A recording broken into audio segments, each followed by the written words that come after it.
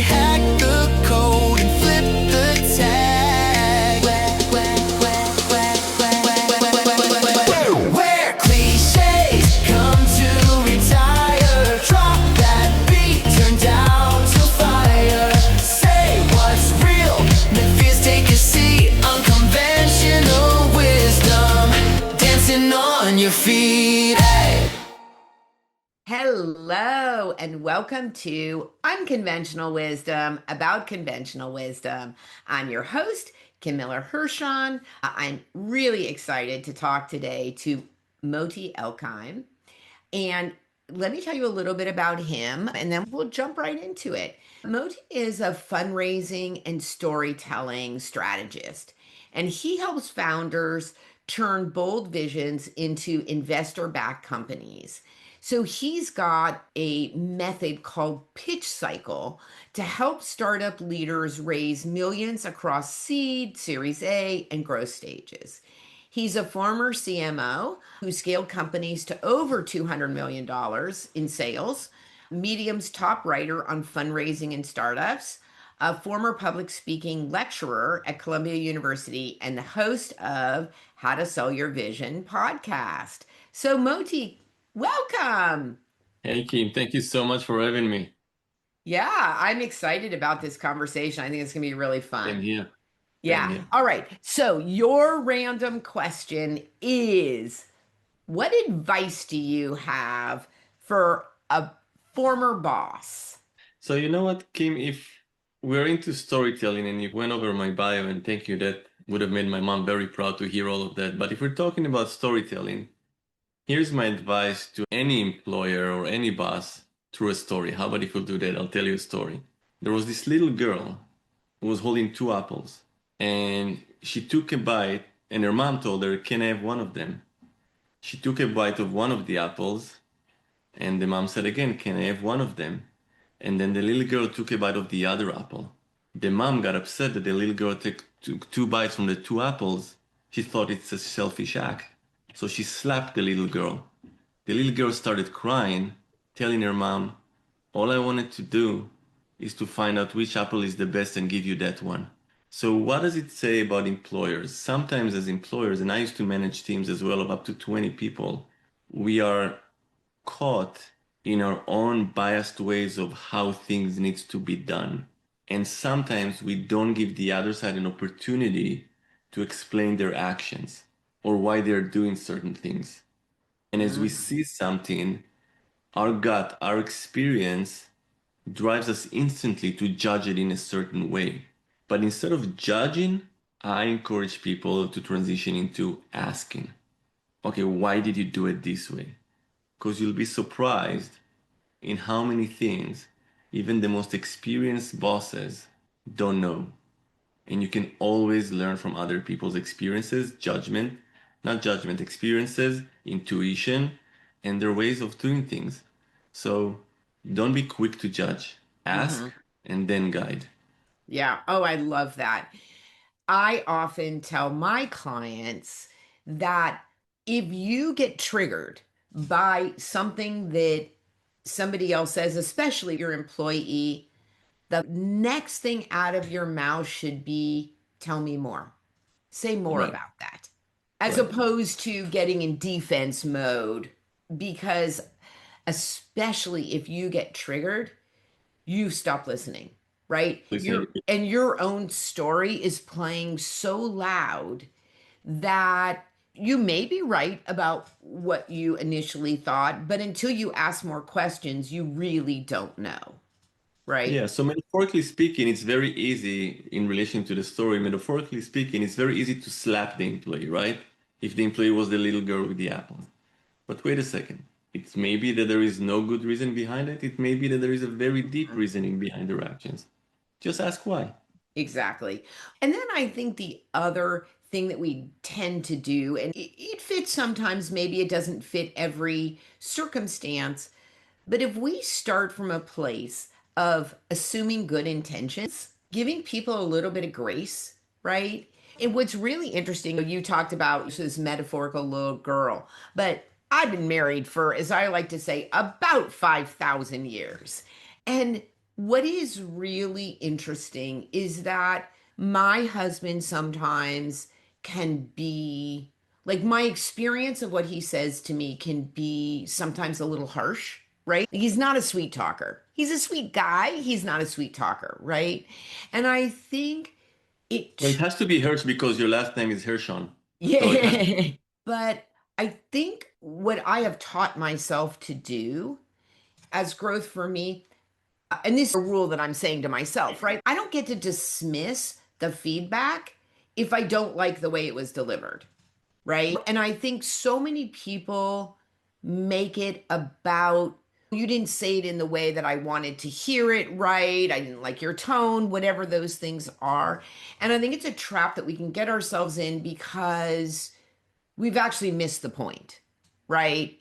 The point was whatever the feedback was, and or maybe it's an and, it's not an or, but I find that people often miss the message, right? exactly.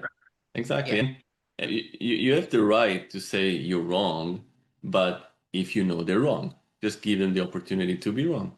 And again, when I managed my teams, and I'm not saying I was the perfect manager, far from it, but I always told every team member on my team, look, I'm going to give you everything you need to successfully fail. So at that point, we both know we tried everything and it didn't work. So, and that's the kind of approach you need to take with your team or in any relationship for that matter.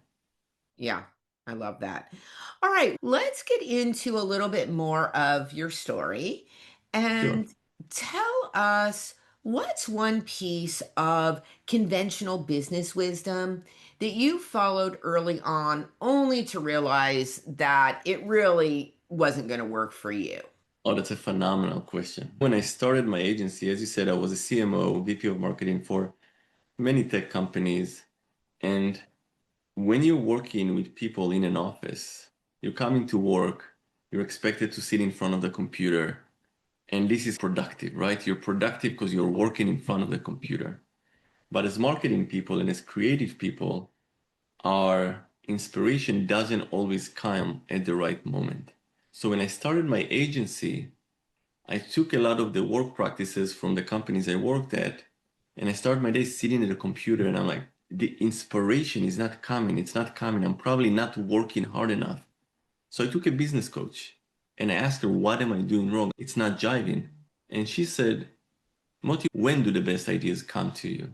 And I said, it's always when I'm in bed or taking a shower. Those are the two places where I get most of my best ideas. And she said, this is what you're going to do because you're an artist.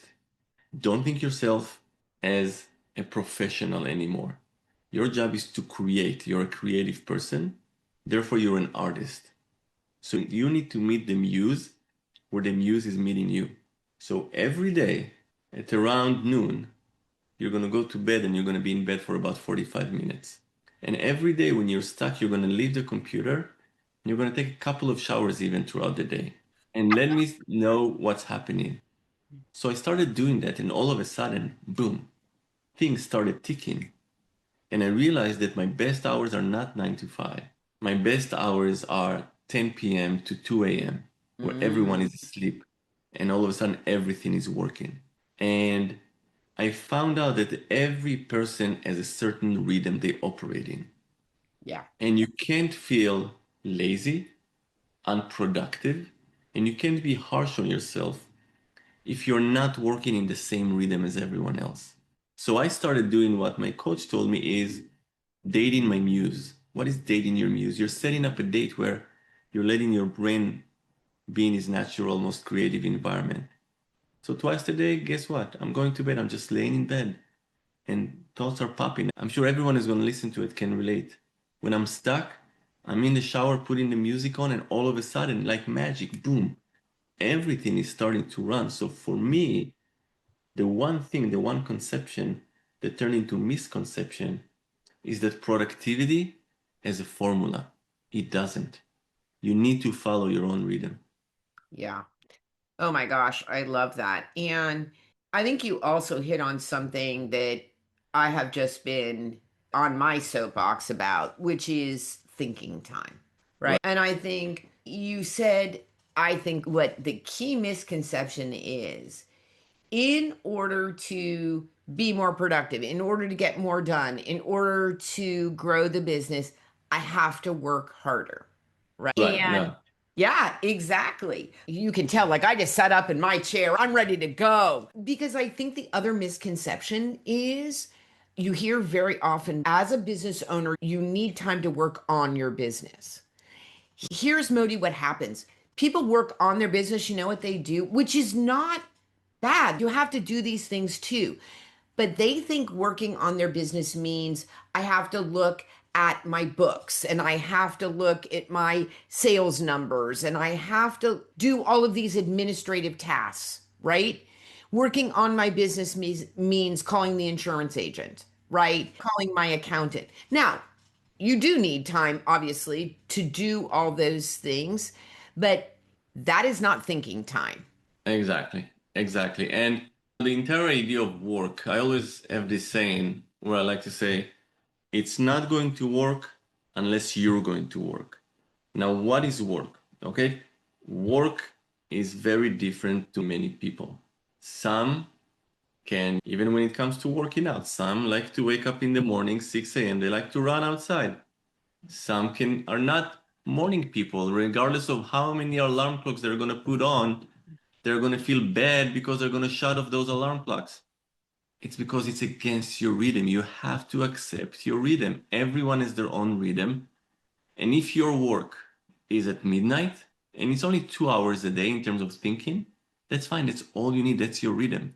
You can't, once you fight your energy, I really believe in it. Once you fight your energy, then you are in a collision course with the universe. Now, it doesn't mean you can be lazy, right? You can't just sit all day in bed, lay all day in bed, waiting for inspiration. Clients are not going to come. You have to outreach, but you have to find your balance. Exactly. Yeah, it's the balance, right? You've got to do all the tactical and strategic actions in your business, and you have to find your rhythm. You got to do both things. 100%. Yeah, great. Okay. So you've been doing this now for a while. You have a lot of very impressive credentials. On the outside, he's got it all nailed. And what is it on the inside that you still wrestle with? Wow, you really have some good questions today. Here is the thing. When I used to work in-house, I always told myself that I'm the laziest person, and everyone around me told me I'm the hardest working person. And I got a president award and bonuses every year for outstanding performance and everything. But in my mind, I can always do more. In my mind, I'm not doing enough. And in my mind, I carry the one happy customer more than the 25 happy customers I had this year. And this is where I think it's very hard for anyone who really respect their profession. And I always like to say that dreaming the dream and living the dream are two different things. My dream was to start an agency. It's my humble dream. But starting an agency comes with a lot of uncertainty, ups and downs, and you like to portray everything to the outside world as if everything is perfect. But the contrary is true.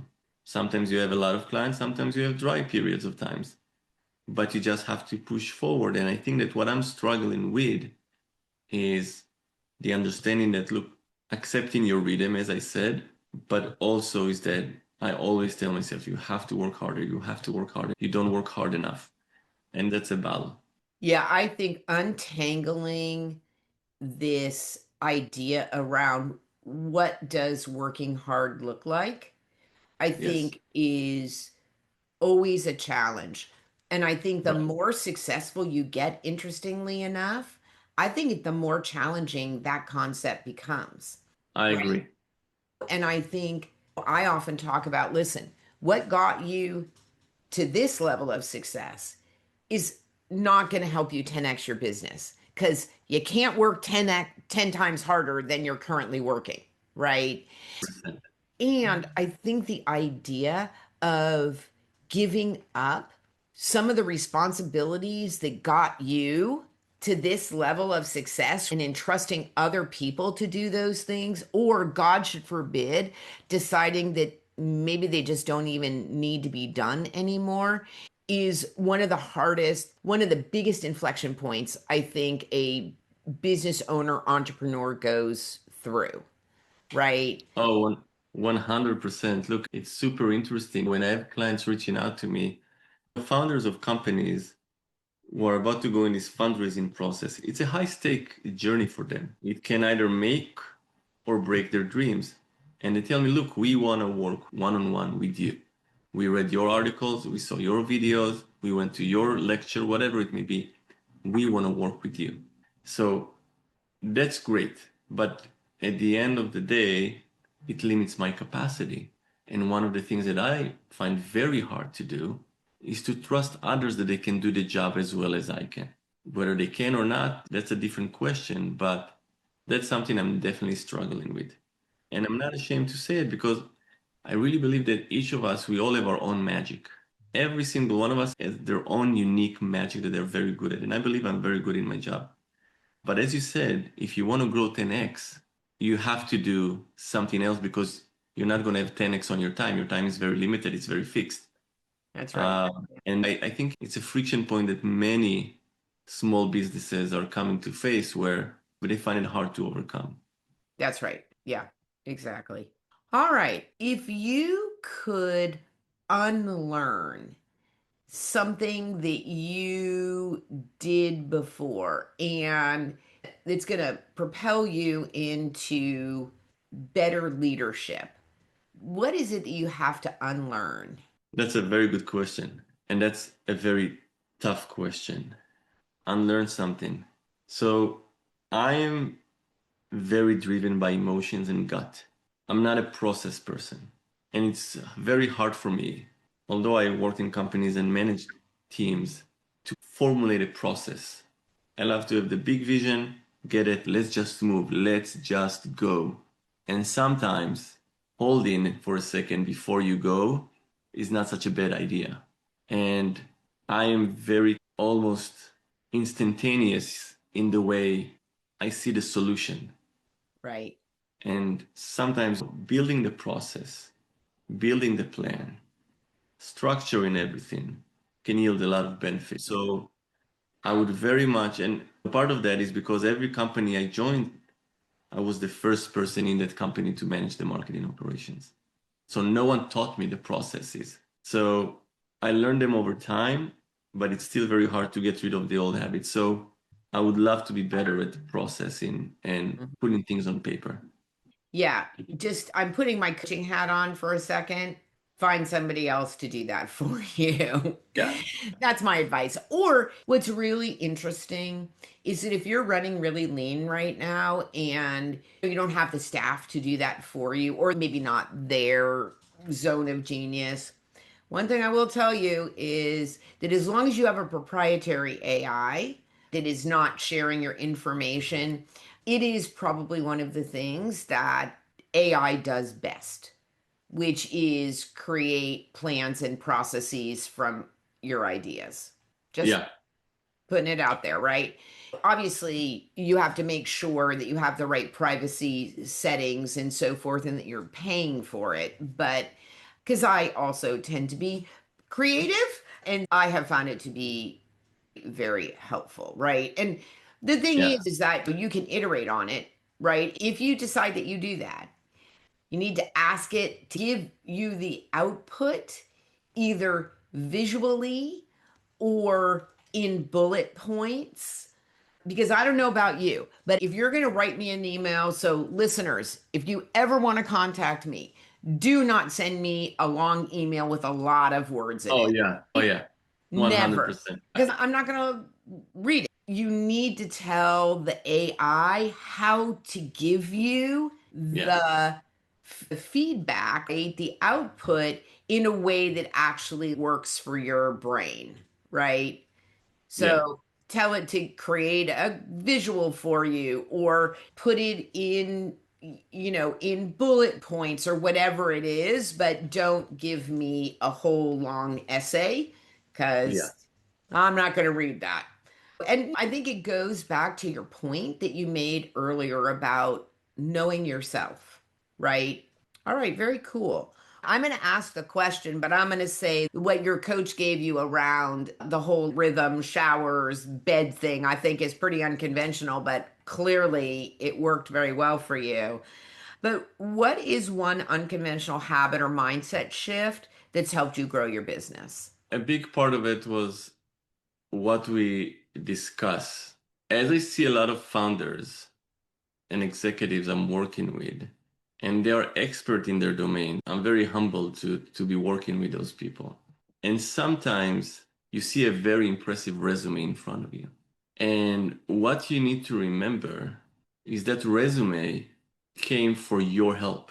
And that big resume appreciates the fact that they have a certain magic, but they need your magic.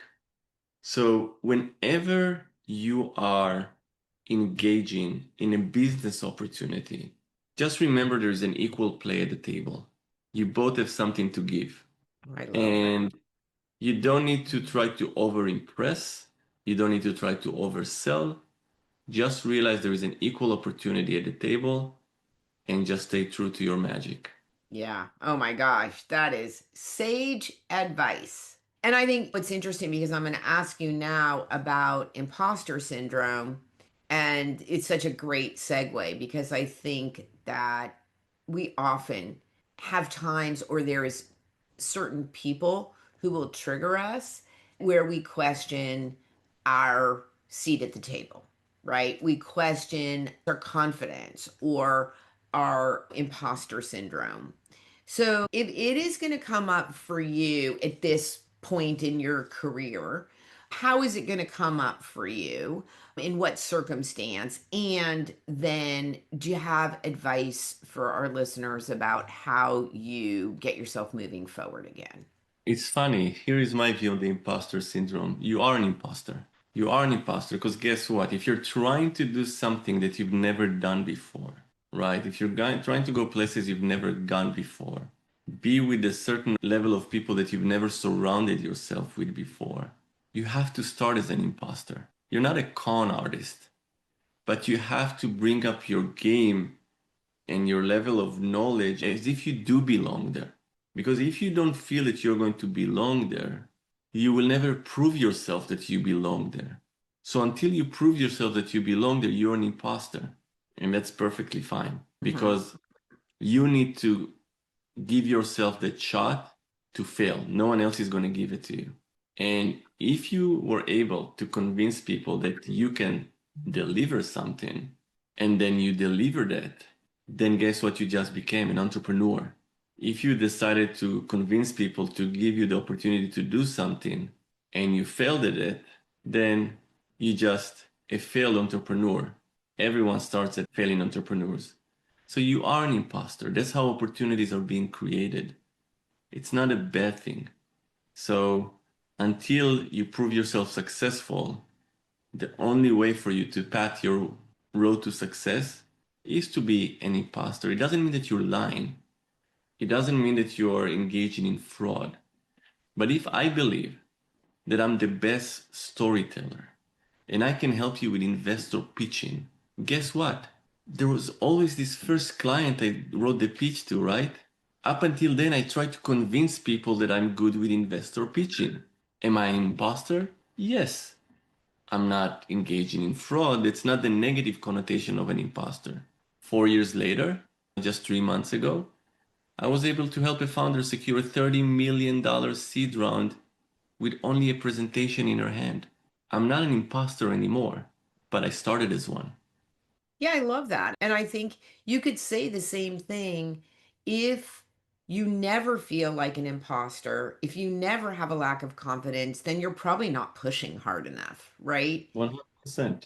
Then you're just in your comfort zone. But I like the idea that it's how you frame it, right? That's you took something that people think is so scary and such a negative thing and be like, of course I feel like an imposter, right? And just took all the shame out of it.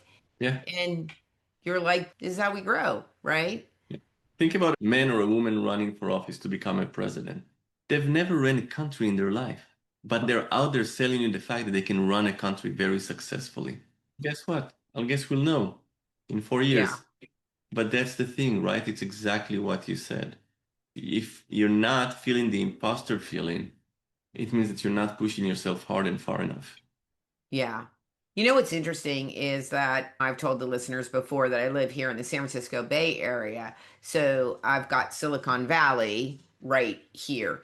And I remember a number of years ago going to a number of networking events down in Silicon Valley, and everybody just wants to know either where you worked or who you've helped, right? And if you can't give I worked for Facebook or I worked for Google or somebody that they like a name brand, right? I literally had people just turn around and walk away. It's like, Yeah. oh, right? Yeah. But you know what? The other thing that and I had to really work on this, but what I really realized is somebody who cares about that, they're not my customer, right? Yeah. And that's okay. Yeah. Because you know what? I'm going to say this. I did some work for Facebook when it was still Facebook. And I can tell you, and I did it on site. And let me tell you, you know what my lasting impression is? It took me 2.5 hours to drive home because the Yeah. traffic is so bad. And I was like, you know what? There is no amount of free food that would convince me to want them as a regular client. Yeah.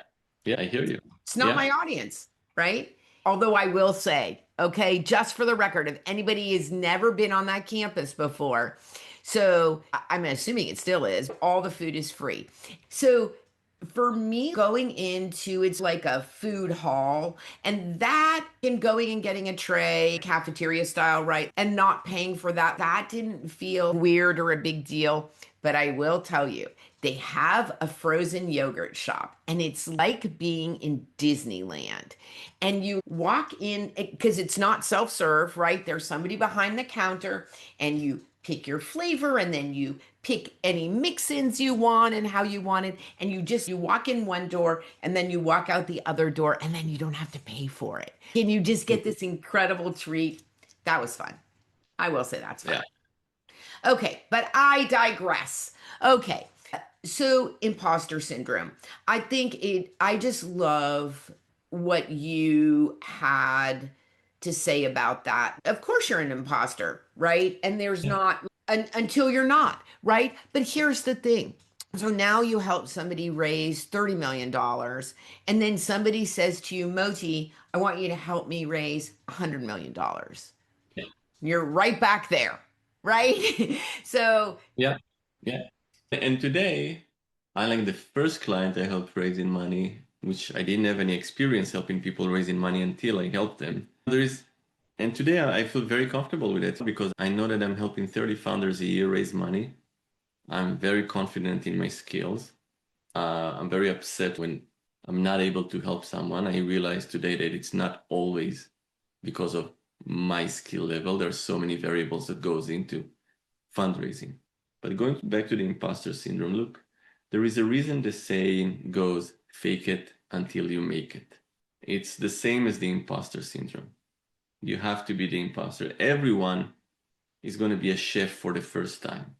Everyone is going to be a fundraising strategist for the first time. Someone is going to be a president for the first time. You just have to fake it until you make it. yeah. And I would say to some extent, the only part of that which was fake it till you make it is that you just haven't done that exact thing, right? Exactly. But you're not faking it as in, like you said, you're not a fraud, right? Right. You're not somebody who's coming with no skills, right? You have every confidence that you have Exactly. the right skills, and you have the ability to help. Yeah. Yeah. 100%. Yeah. Yeah. Which is why I always think that sometimes we can ask better questions of our service providers, right? Conventional wisdom will say, show me the results, right? Show me that you've raised $30 million. I think, especially in coaching, which is what I do, I will have people say, again, have you worked for a name brand that I know of, right? Do you have a coaching certificate? What credentials do you have? And my answer to that is I think it would be better for us to have a different conversation. Let's Yeah. figure out what your challenges are and whether I'm the right person to help you with those challenges. That's a productive conversation to Yeah. have Yeah. because here's the thing, and I used to say this, I don't even know that Harvard has a coaching certificate. But I could say to you, hey Moti, you know what? I've got a degree from Harvard, therefore you should hire me as your coach. That's ridiculous, right? Yeah. What challenges do you have? And do we mesh? Right? Do you trust me? Right? Same for you, right? With a founder. Do you trust me? Is my style and my ability to get the story out of you something that resonates with you? If it does, we have a pretty good chance of success.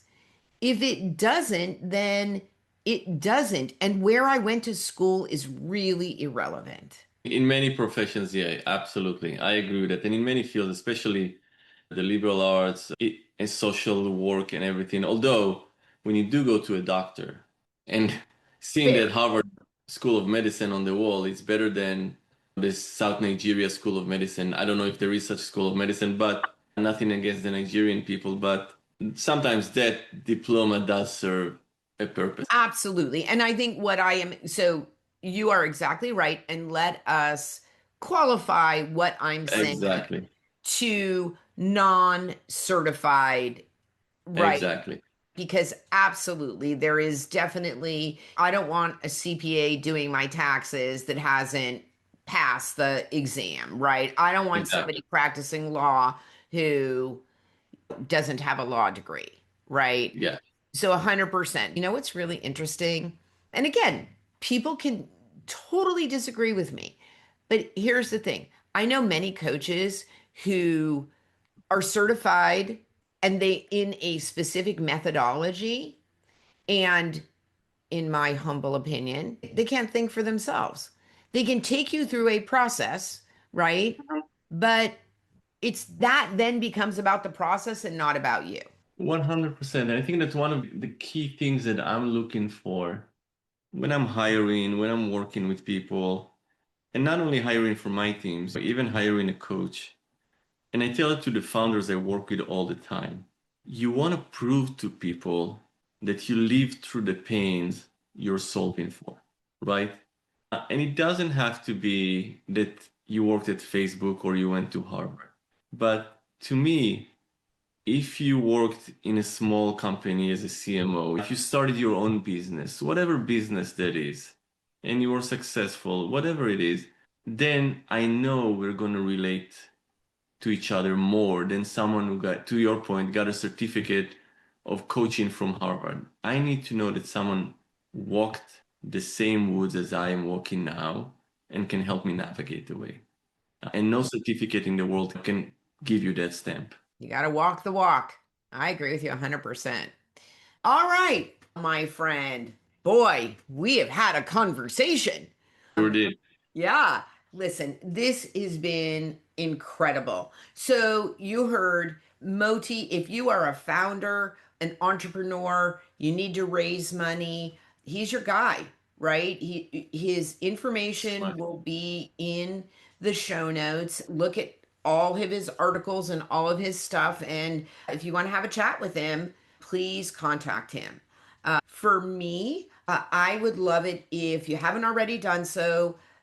Please subscribe to my newsletter. It comes out once a week. It's got just one thing in it, and it's always got an action plan. And if you're listening and you want to see my sense of style and my sense of humor, there's always a fun picture in it. Do that. And if you want, I'm doing a monthly webinar. So if you want to hear that and it's live, I'm going to give you some information, but then also you'll have a chance to talk to me and ask some questions. So, those are all the things that we need you to do from here. Thank you so much for listening. This is Kim Miller-Hershon, Kim Miller-Hershon Coaching and Consulting. You've been listening to Unconventional Wisdom about conventional wisdom. Go out there and be a better human. Beautiful. Where cliches come to retire. Drop that beat, turn down to fire. Say what's real, let fears take a seat. Unconventional wisdom, dancing on your feet.